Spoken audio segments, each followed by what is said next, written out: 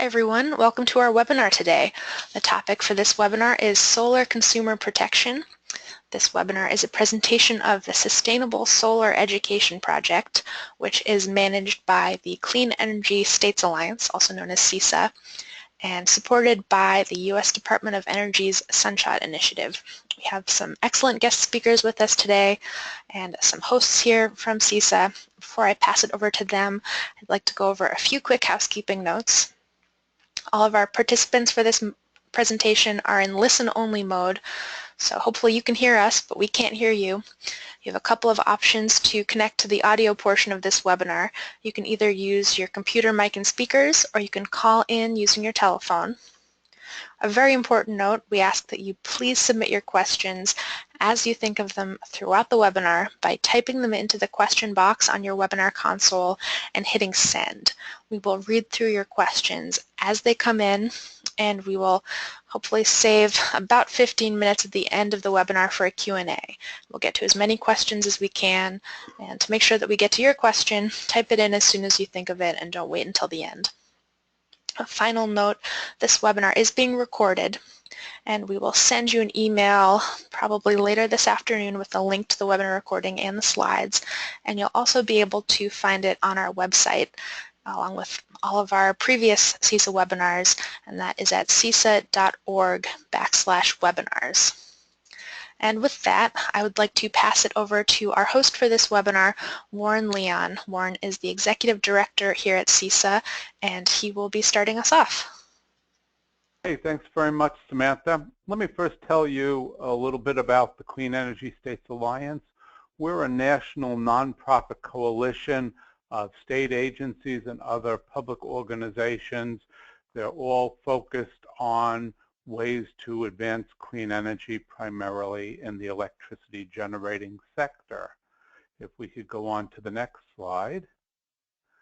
One of our activities is the Sustainable Solar Education Project, which you will hear about more later from one of our speakers, Nate Hausman.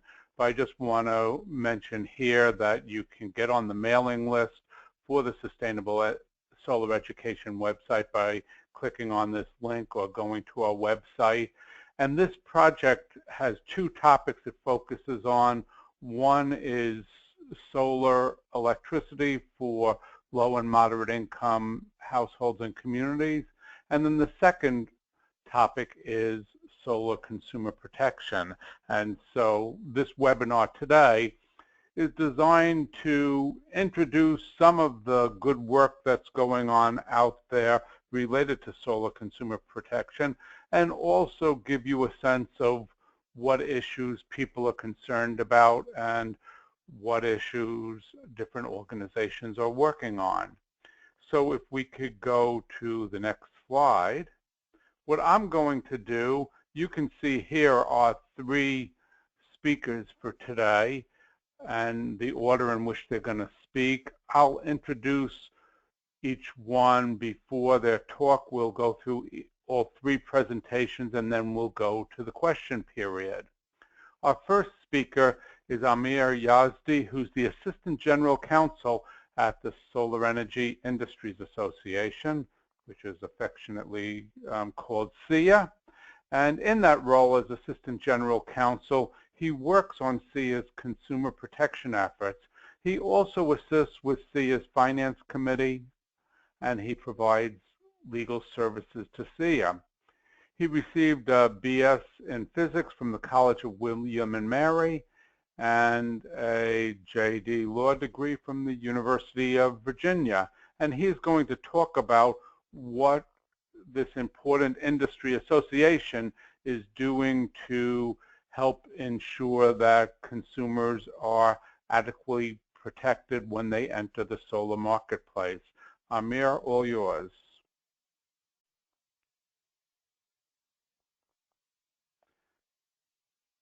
Great, Amir, thanks. Okay.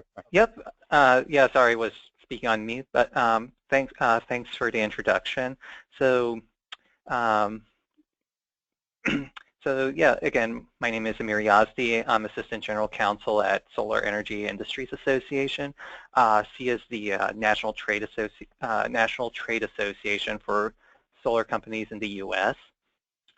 And we have approximately 1,000 member companies spanning the entire solar value chain, ranging from finance installers and developers to financiers and law firms in every sector. And so, as Warren said, one of the big areas that I work on is consumer protection. And consumer protection is right now a top priority for SEIA. And one of the big reasons for this is that it took us approximately 40 years to reach 1 million installations, which just happened in February. And it's predicted that we're going to reach the 2nd million in about 24 months.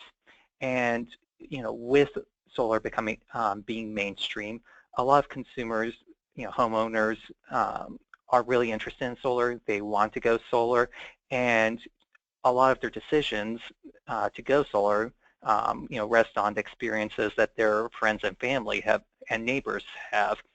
So we want to ensure that people who go solar, whether it's a lease or purchase, has a good experience, fully understands what they're getting in order to in order to make sure they have that great experience. And the other reason that we're involved in consumer protection is that with a lot of new companies entering the market, we want to help make sure to help them understand what are those rules and regulations in place that they need to be aware of when it comes to marketing or contracting with consumers, and create those industry-specific tools to help them do business. And so one of the things that we say is, we can create all the resources, but we want to make sure that everyone knows what SEIA is doing, knows where to find those resources, and put them in practice. So I'm just going to give a short overview of our Consumer Protection Committee. This is pretty much a board-level committee at SEIA, and so it involves the major residential installers, plus some of our regional, local installers as well. And really the overall mission of what we're trying to do is improve consumer understanding of the solar transaction, and in addition to consumers, helping industry, government, media, and other stakeholders understand what are these transactions, what does solar technology do, and while at the same time making sure that we're doing it in a way that's encouraging competition. So I think before diving into what we've done so far, I think some of the things that everyone needs to kind of take a step back and take a look at is, what are some of those issues that could be a potential trap for a well-meaning installer that they may have heard about that rule of thumb when it comes to advertising, or may not be familiar with, for example, how a certain telemarketing law works. And so some of the things that someone may end up doing is, for example, advertising a system as free, or perhaps work with a third-party vendor that's engaging in robocalling. And again, there are also some bad actors out there that are looking to mislead consumers about who they are, or the product that they're selling. And so and then on top of it, I think it's also important to understand, what are kind of the rules of the road that all companies need to be aware of, and who's essentially who's part of that regulatory landscape. And so basically, these consumer protection laws cover every aspect of the solar industry. This includes both state and federal laws, and so these rules affect, regulate everything from, how a leasing contract, what are the terms that a leasing contract have to include, and how they're written. How do you advertise products and services? How do you write a contract in general? When can you call someone? How do you advertise online? And so, this is both, state and federal laws that, cover these issues, on top of what are the rules around, interconnection and installations.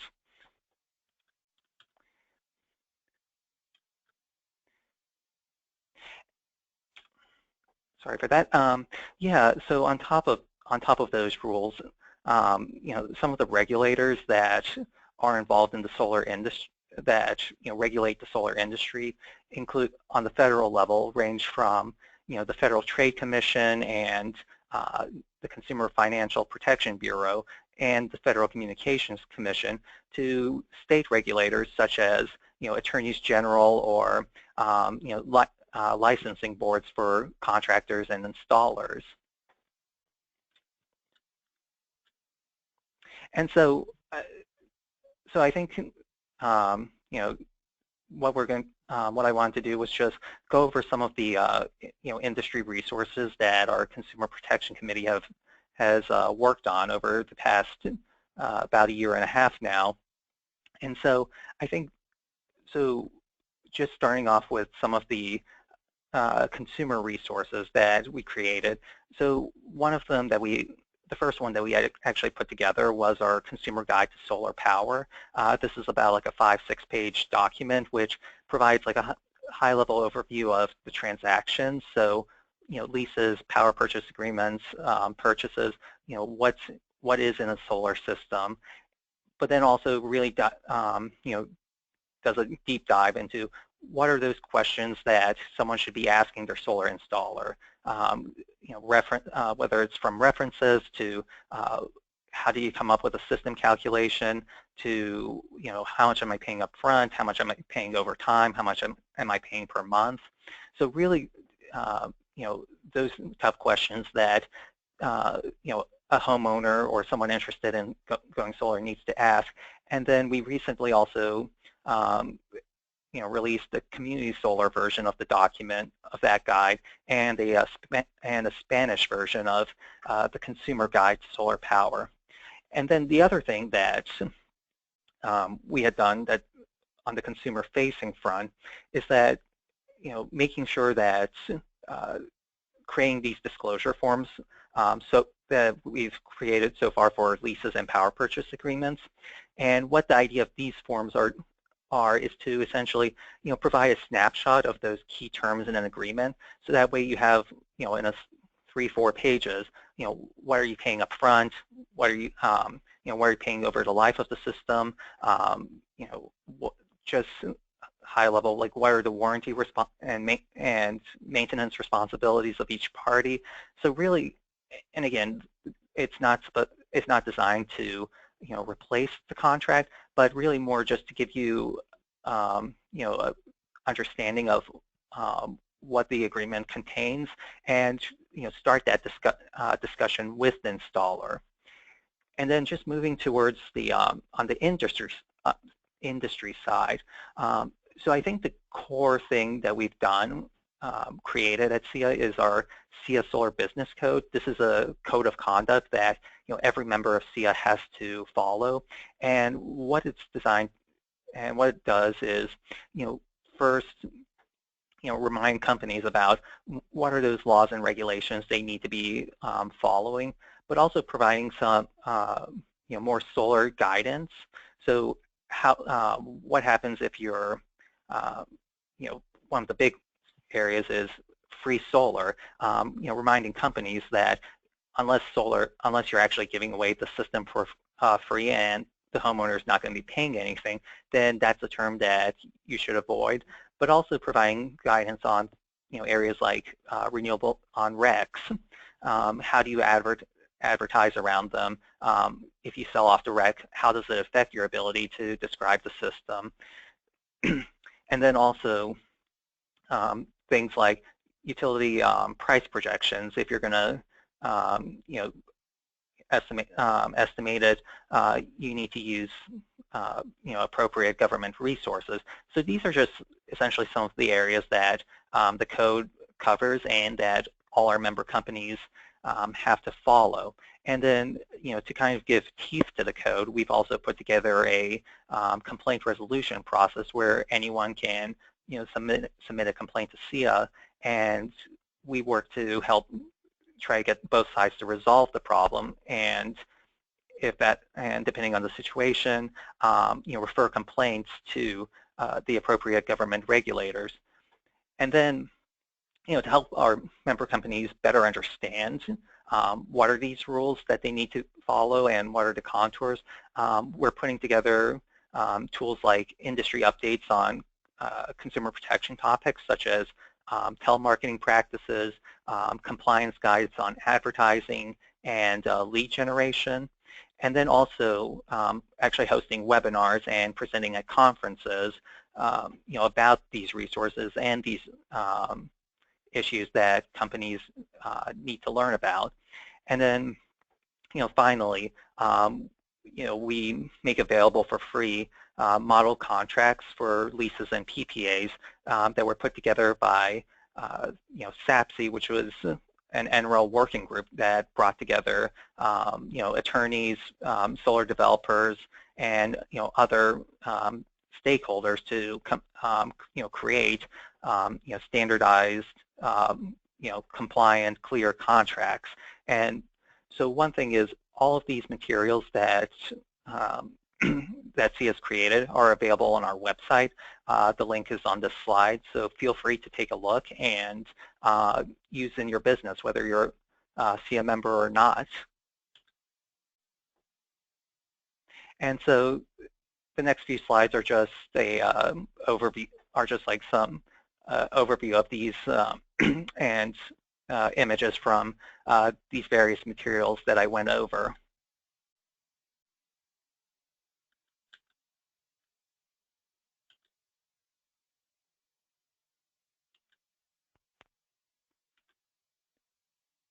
And so I guess the final thing I just wanted to quickly go over is our complaint process. As I mentioned,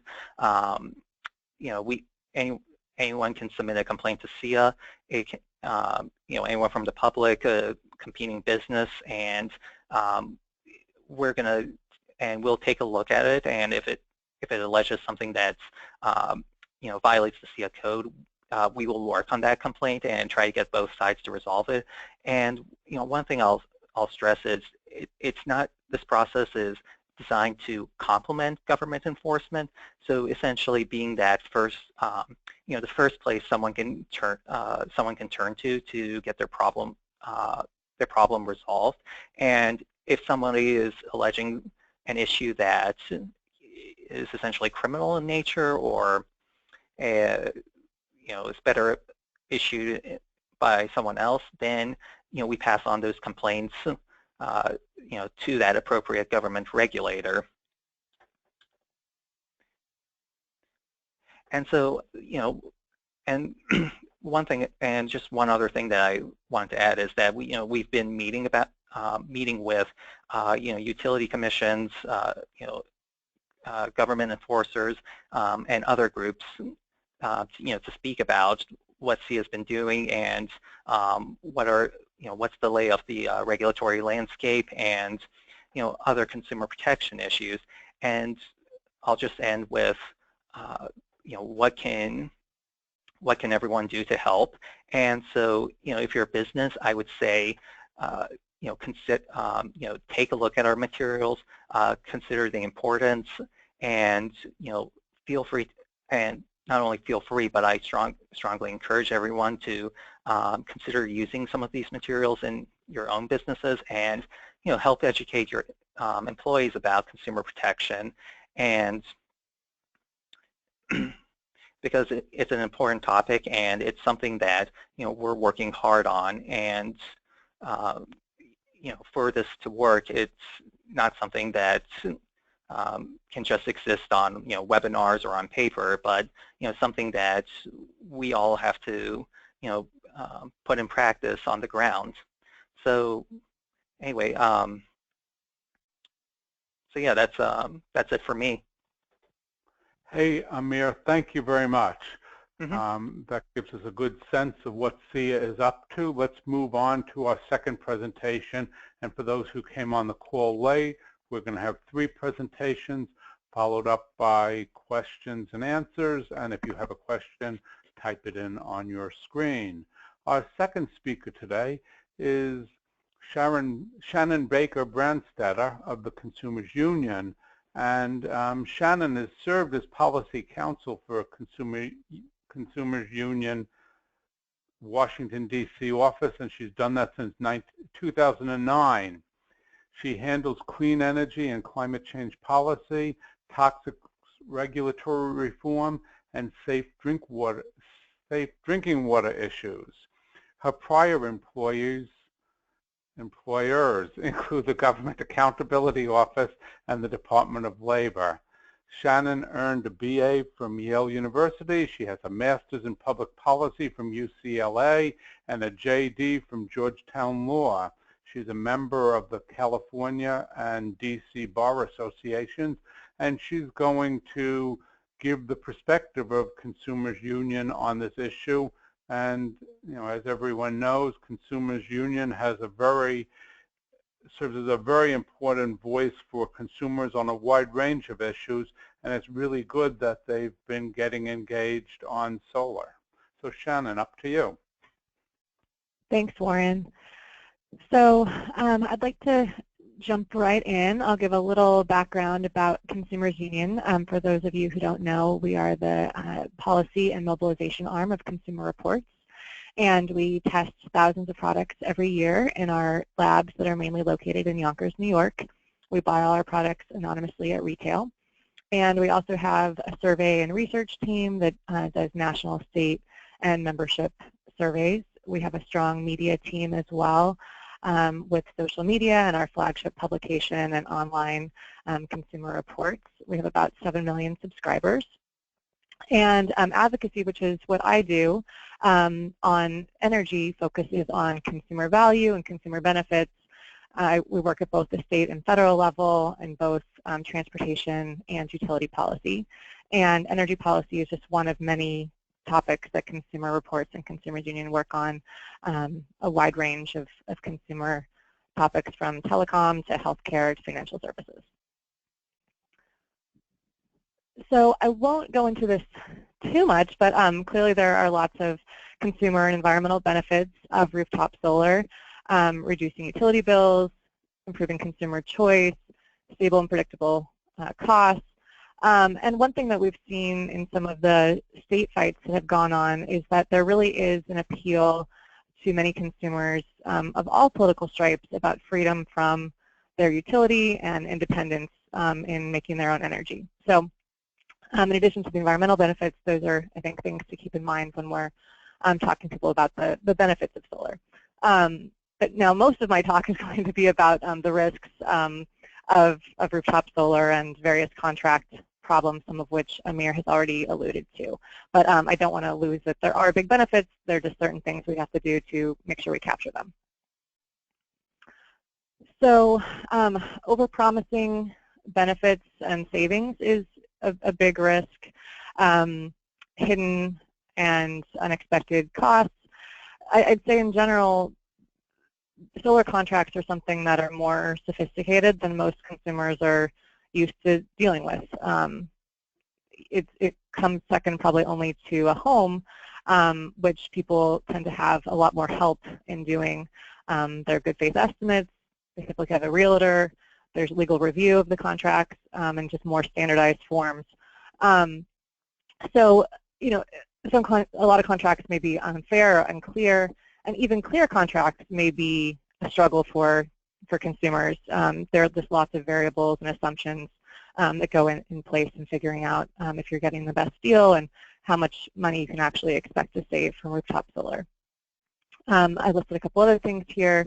Sometimes consumers aren't understanding that they are transferring, their inability to transfer a lease, or what happens if they move. And of course, quality installation is critical for reaping the benefits, as well as making sure that the site is appropriate in the first place and that the panels are installed in the correct direction. We've heard some, not too many, but some horror stories about that.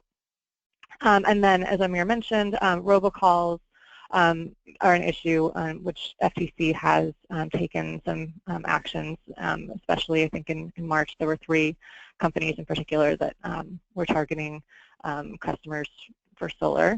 And then aside from even robocalls, sometimes when cold calls are used for consumers who aren't necessarily anticipating solar or weren't really thinking about it, they may not be doing the research that's needed, and they may just be reacting to a cold call. So that can sometimes create problems and challenges to their expectations as well. There also is some concern that in some utility districts, if too many customers decide to go solar, that there may be some cost shifting to non-solar customers. But on the flip side of that, we've seen a lot of utilities try to put very high fees on solar customers, which can also erode the customer value. So just to summarize, I'd say the biggest problems are difficulty comparing offers. Each solar company has a slightly different both contract and just the offer itself in describing the costs and savings. Difficulty understanding and negotiating the contracts, I think that's something that people just generally struggle with. It's not unique to solar. And then dealing with bad actors, as Amir mentioned, with the robocalls and kind of fly-by-night type places, as well as, just individuals within an otherwise reputable company. So I'll get into this a little bit later, but solar, some of these problems really are not unique to solar. We're going from a regulated, utility experience for consumers in the electric market to a fairly unregulated private home contractor market, and so that creates some problems.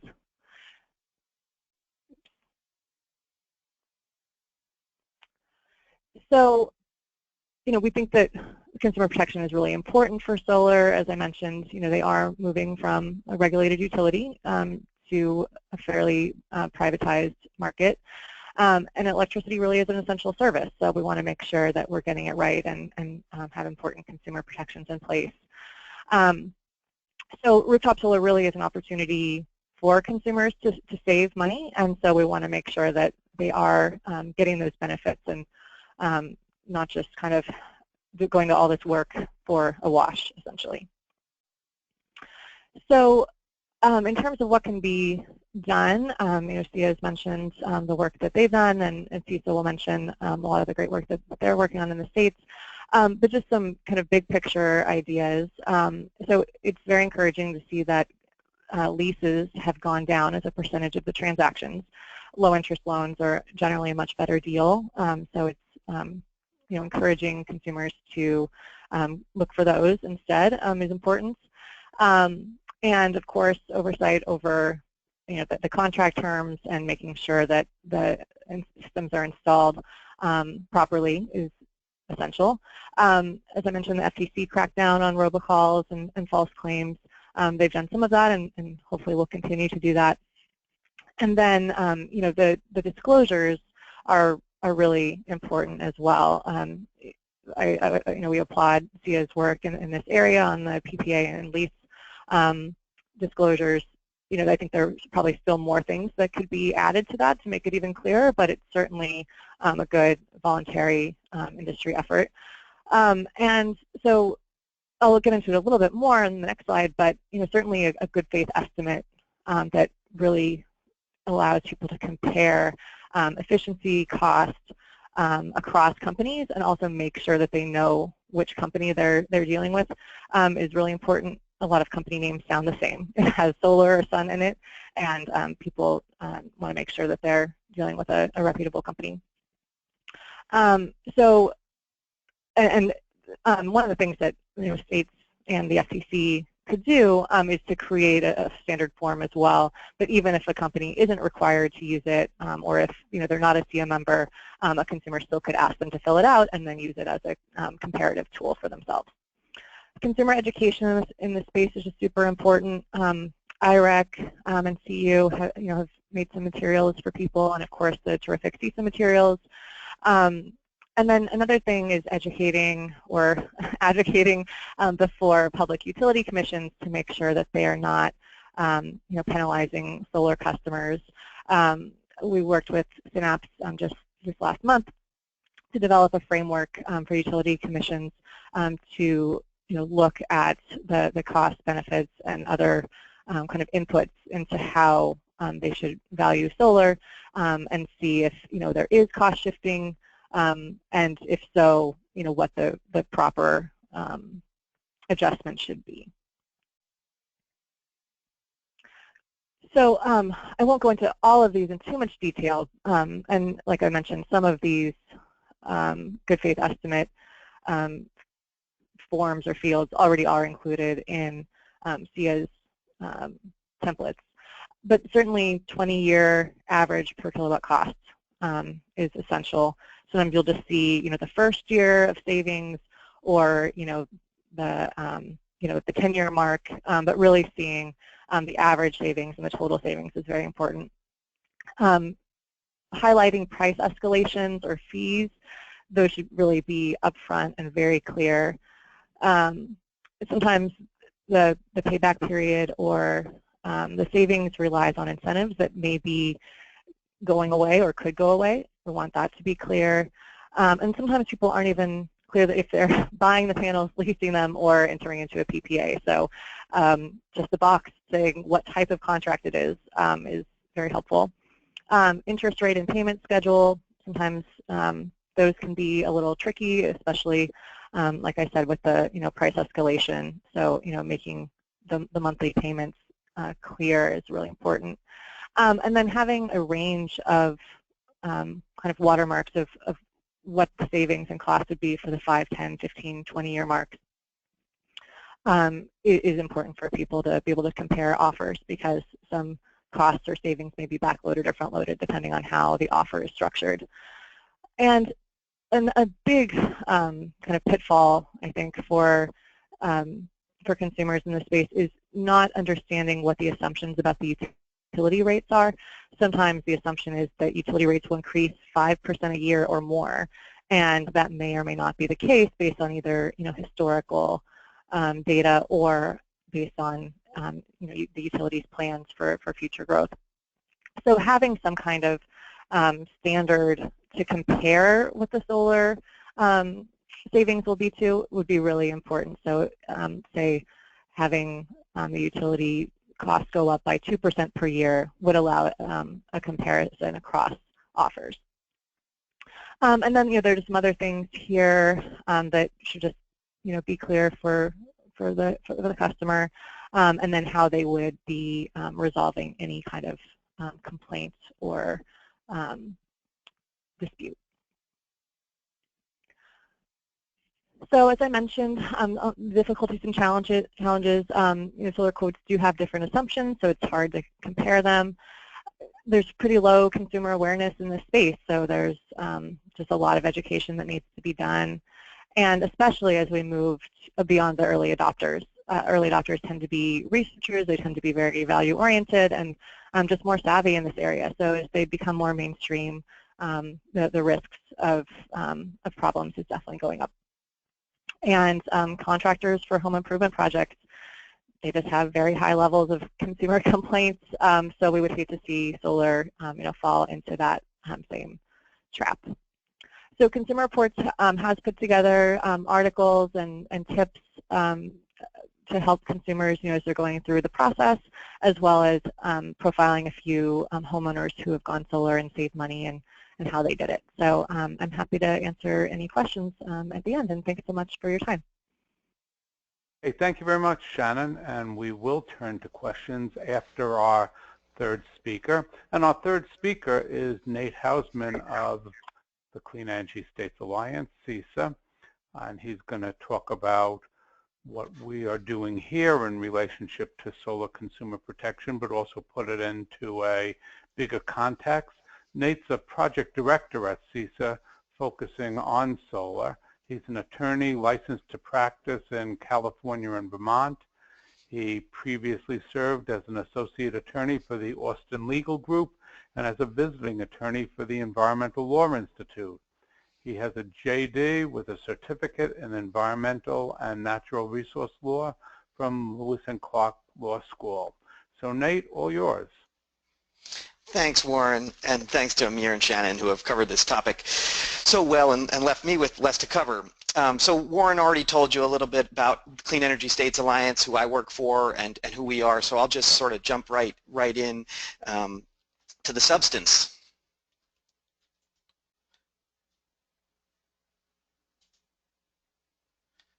All right, so as Amir and Shannon noted, the universe of potential solar protection issues is vast, and both Shannon and Amir already listed some of these. We broke them out in a slightly different way, so I'll cover them briefly. I won't harp on any of them though. So first, confusion about solar financing options. You know, financing is a confusing area, and Shannon really already emphasized this, but it's particularly prone to issues. Confusing contracts. Contracts are full of legal terms, legal jargon, solar terms that can be confusing to lay people. Consumers' difficulty identifying reputable and reliable installers. You know, as Amir noted there, and Shannon noted, there may be a few bad actors out there, and it's important that consumers are well informed to make well-informed decisions about who to use to install. Consumers don't necessarily understand their rights. This kind of speaks for itself. Consumers may be unable to collect on warranty claims. Sometimes solar companies go out of business, or parts companies you know, may void warranties due to improper installations. Those are problems that could well be beyond a consumer's control when they try and collect on those warranty claims. False advertising claims, you know, one of those that's already been mentioned is free solar power. Very, very misleading, false advertising.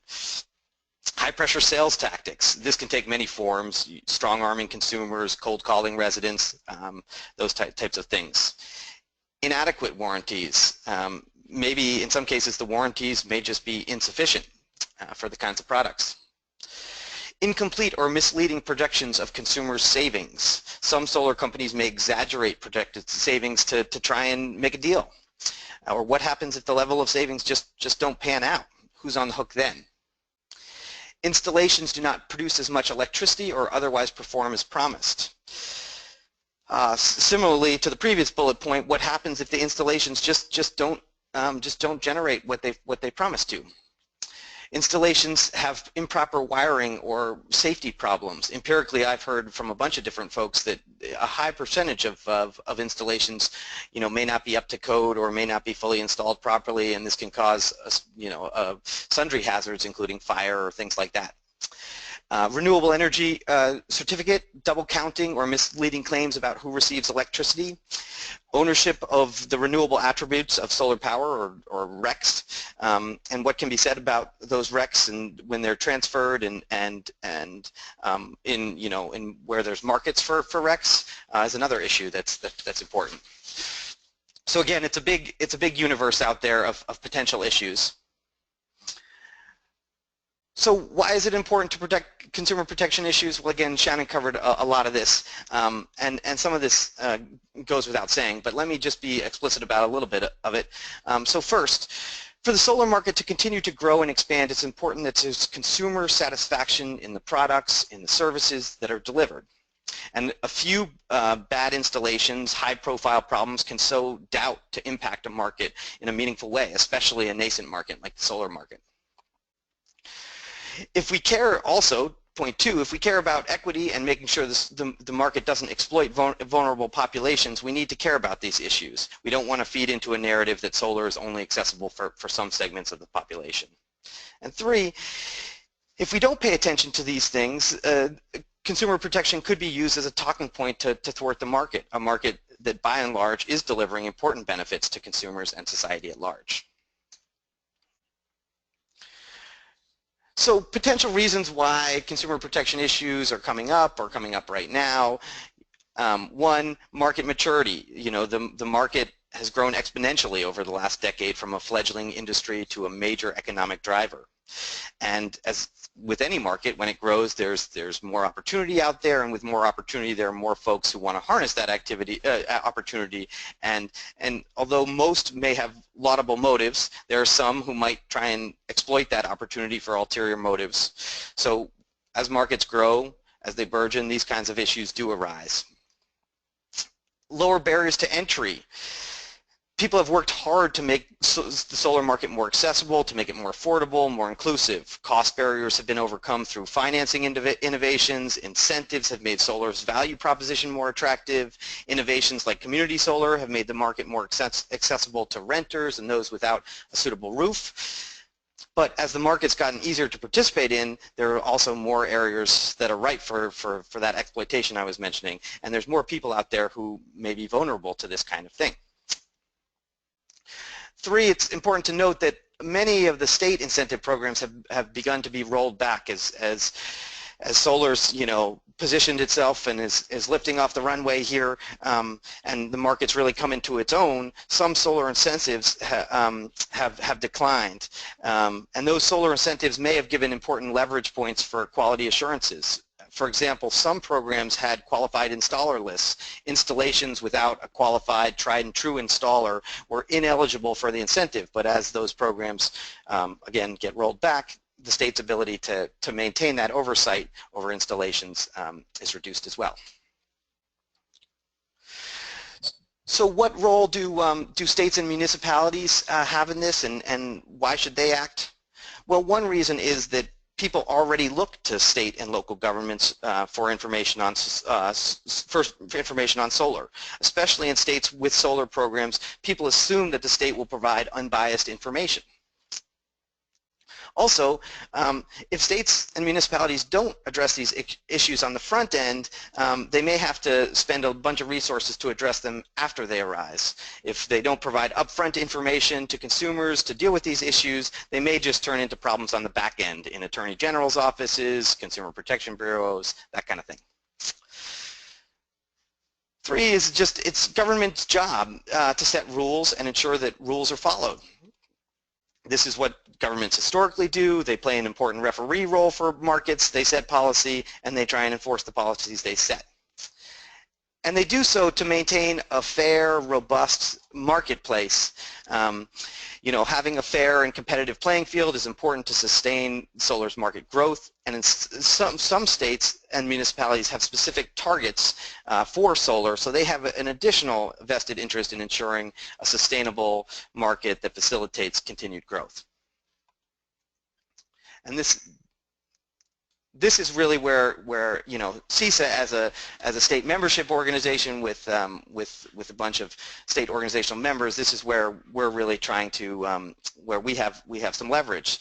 So what is CESA doing?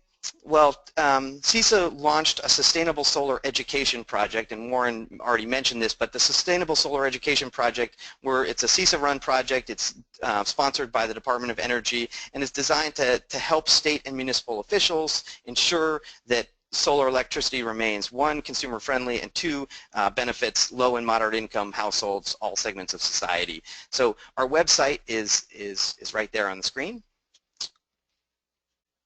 And as part of the project, we're developing a bunch of resources, and this webinar is a good example of them.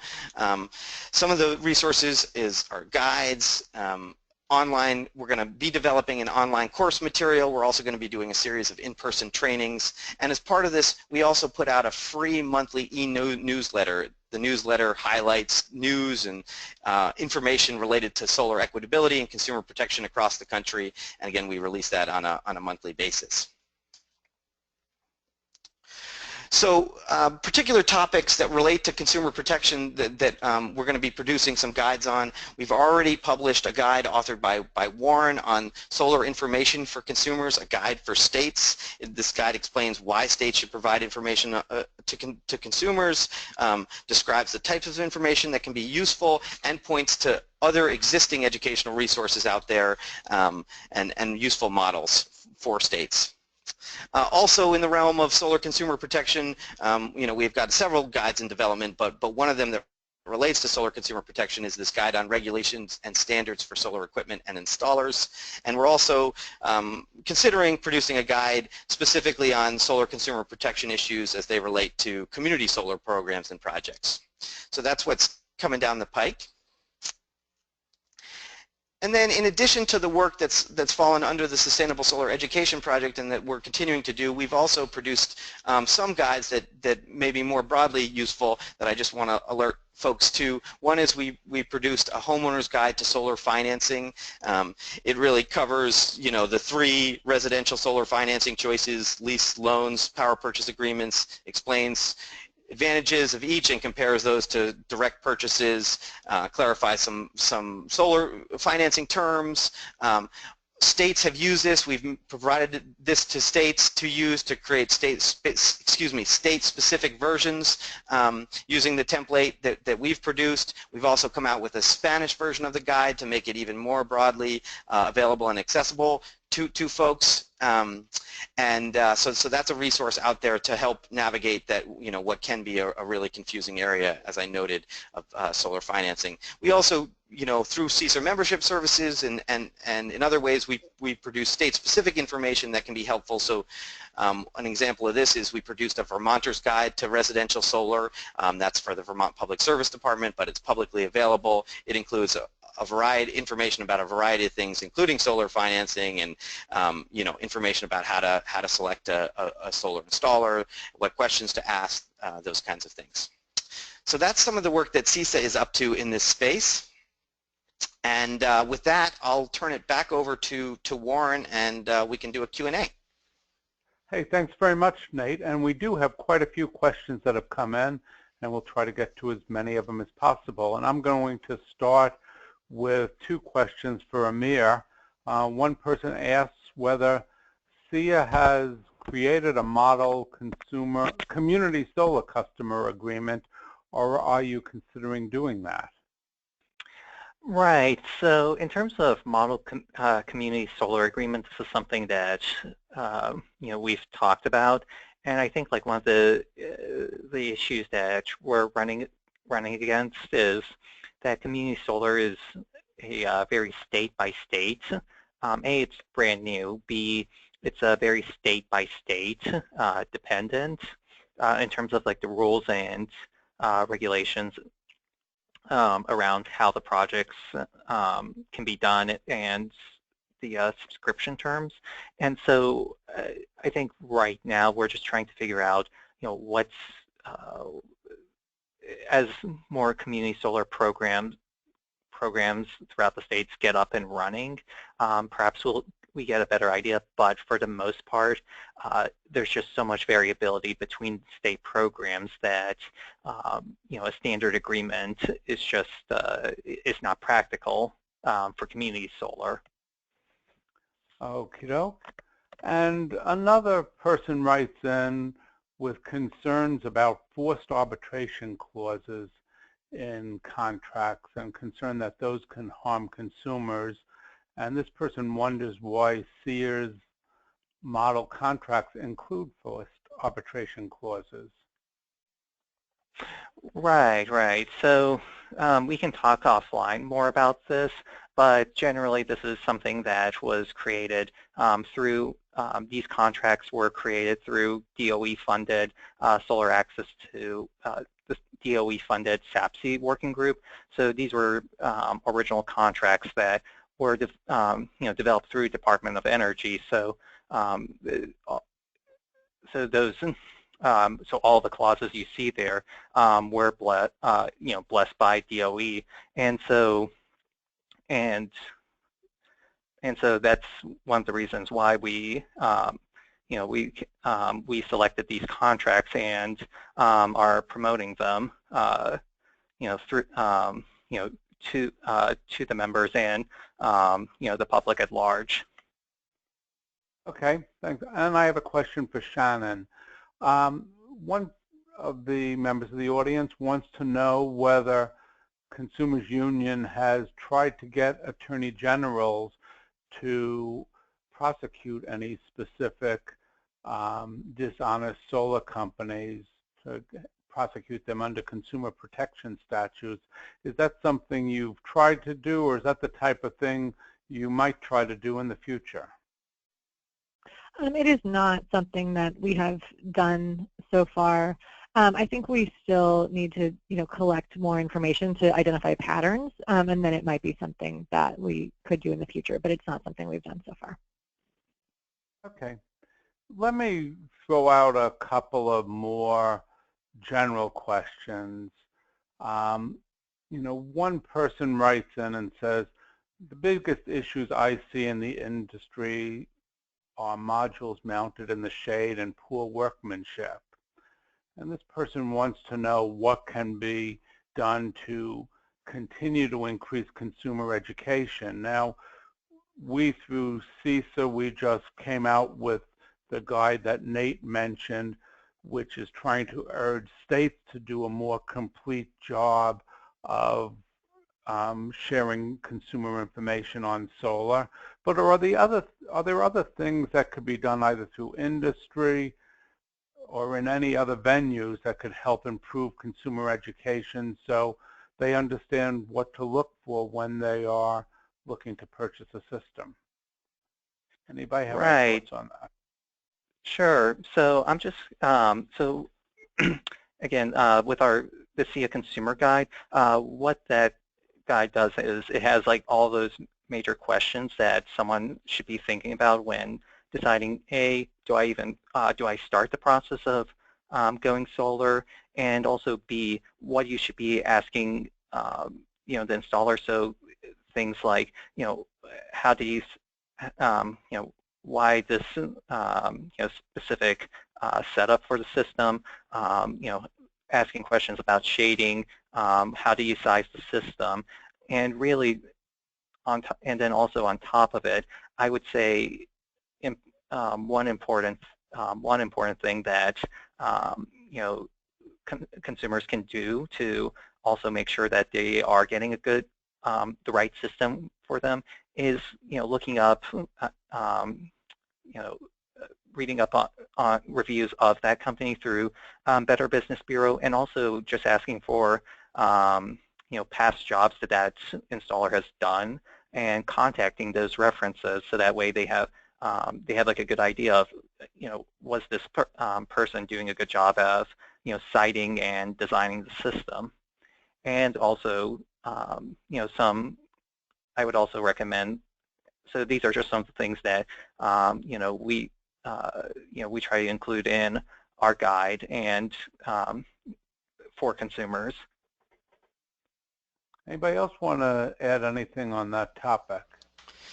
Yeah, Warren, I'll just chime in to say that in some places there are solar maps available, and just from your desktop, you can plug in your address and learn a lot of information about your solar resource, and that can give you a sense of whether or not in some places where that's available, that can give you a sense just from the comfort of your own home, whether or not it makes sense from a consumer's perspective to go solar. And then I just also say, that typically in solar inspection, typically relates to safety issues and that kind of thing. But states, there may be opportunities with respect to panel inspection that can occur to help mitigate some of those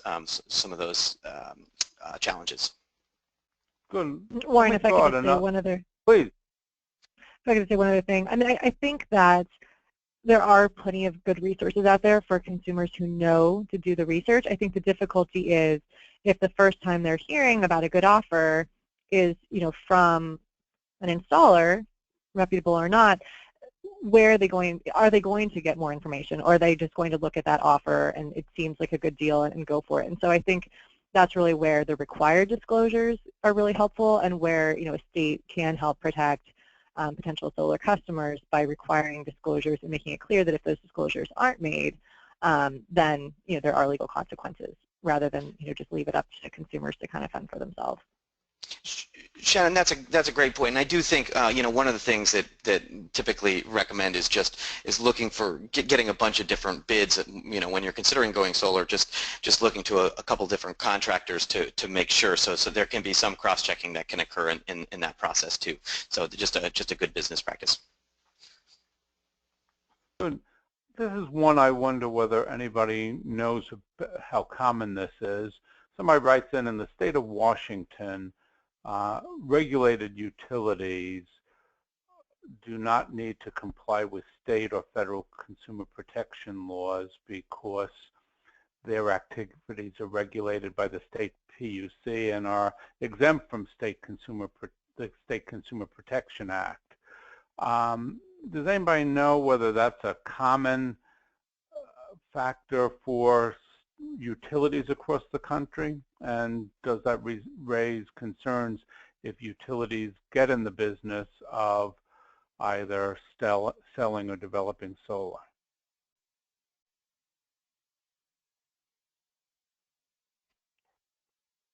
Maybe no one knows the answer I'm not to that. particularly, it's not an issue I'm particularly well versed in, but I will say that there are utilities that are, I have heard programs that are utility driven, not just community solar, but even outside that, rooftop programs as well that communities are in the business of. So I don't know what redress and avenues of recourse there are in the utility context, but I just say that that utilities are involved in this space.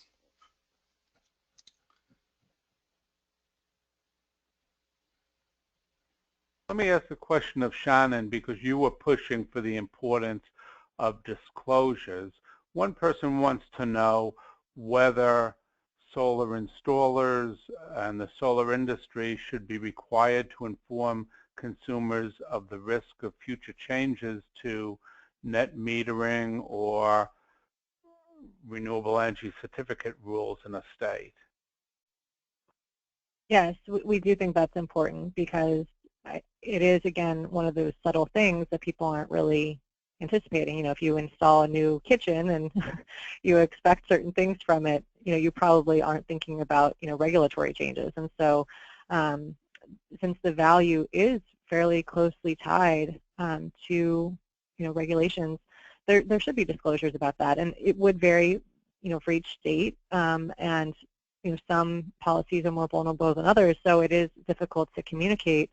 But certainly if there's, a bill that would cut net metering, at the time you're signing up, that's an important thing for consumers to know. And, maybe it's kind of a nonprofit role to, keep that information updated, but there should at least be some acknowledgement that these savings, are contingent on those policies and what percentage it might change if that policy were taken away, for example. Okay, good. Well, I'm going to answer one question that came in, and then I'm going to give each of our speakers a chance to say one more minute of anything else they want to say that they haven't had a chance to say, or something that they've said before that they want to re-emphasize. And I'm sorry we won't have time to get to everyone's question. But we got a question: which states have strong solar consumer protection programs and guidelines in place? One place to look for that is we at CESA last year produced a report called Clean Energy Champions that's up on our website, and there is a chapter that talks about what states have been doing related to consumer protection, not just for solar, but for clean energy in general. And in that, it talks about some of the very good programs and activities different states have done. So with that, we have 1 minute for each person for famous last words. Amir, what thoughts do you want to leave people with? Yeah, so just just a couple things. One, the industry is doing a lot of great work in terms of helping consumers better understand and better compare offers. A lot of the key terms that Shannon had raised about consumers not necessarily fully understanding are addressed in our disclosure form, so I would recommend taking a look at that. The other thing has to do with just consumer protection regulation in general. Every state, both state and federal government, have expansive general consumer protection laws that apply to the solar industry, and so they range from everything from the contract terms to robocalling. And so one thing I'll say is that before any government action is taken, I would strongly encourage everyone to take a look at, what are those laws in place, what's going on, and in order to understand, how everything works together before, going further with new regulations. Thank you, Amir. And Shannon, what would you like to leave people with? Sure. So I think that I would want people to still, think about the benefits of solar and think about really we want a system where solar is, valued well and it does work for consumers, and we don't want the negatives to overshadow that. At the same time, this is a really big investment and it is a really big opportunity for consumer savings and environmental benefits, so we don't want to squander it. And there are real risks, and a lot of states' consumer protections are fairly weak, and we're at a crossroads of, it seems like the industry has done a pretty good job of self-regulation, but there are still problems, and they could grow, and so I think that it's important to be proactive to help the industry grow and to protect consumers at the same time. Great. And Nate? Yeah, very briefly, three things. Well, first, I just want to highlight and plug a resource that's coming down the pike that, that responds to the question that was asked at the end. What are successful state programs that relate to solar consumer protection?